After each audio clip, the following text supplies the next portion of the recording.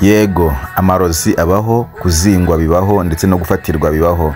Ariko kandi nubwo uruzingo rubaho cyangwa se gufatirwa, nta marozi atagira kirogora ndetse nta n'amahano atagira akamaramahano ndetse nta n'imwonga hatagira nkurimwonga. Niyo mpamvu rero nje kubwira ko nubwo hariho amarozi atandukanye, ariko ukwiye no gusobanukirwa uburyo bwayo kugira ngo nunayivuza umenye uburyo cyuyivuzamo, ndetse unagane no ku muntu ufite ubushobozi koko ubasha kuvura ayo marozi, kuko benshi bavuga ko bishoboye siko baba babishoboye. Umuntu arashobora kuzingwa cyangwa se agafatirwa.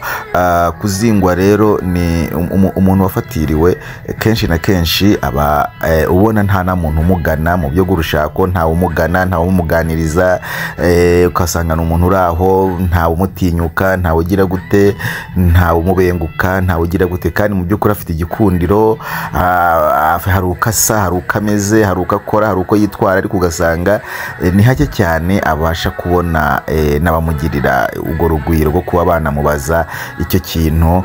Icyo gihe aba arimo gufatirwa, ndetse we kenshi na kenshi akumva ari kure cyane yo kwiyanga. Hanyuma rero hakabaho uruzingo. Umuntu wazinze we kenshi abona bamugana ariko ntamenye uko bagiye. Umuntu akaza akabaragiye, ntacyo mupfuye, ntacyo nta n'ikibayeho, ariko akaza akagusaba urukundo ukabona aragiye, akagusaba urukundo ukabona aragiye, cyangwa se mukabitangira byajya kugeraho bigira neza bikabicitsa umutwe, cyangwa se ukanabigeramo neza ariko ntibirambe. Ibyo ukoze byose n'iyindi mirimo itandukanye, ibyo ukoze byose yenda bicika umutwe ntaho biragera, ugasanga igihe cyose ubaho mu buzima budafite bw'uburungabangano, bidafite icyerekezo, kandi ubona koko bya bintu nabigera ariko ntibirambe, bikavamo bikagenda bigapfa bigacika umutwe ntaho biragera. Ahangaha rero ni uruzingo. Ariko gufatirwa kenshi nta nubwo uganwa, nta nubwo ubengukwa, nta n'icyo ubwirwa, nta n'icyo ugira gute, ndetse aho ugasanga n'ubikubwiye akubwiye gusa yirurutsa yitambukira, ariko mu by'ukuri aho ngaho niho gufatirwa. Nta marozi rero atagira kirogora, nta ruzingo kandi rutazingurwa, nta no gufatirwa kandi gutabamburwa.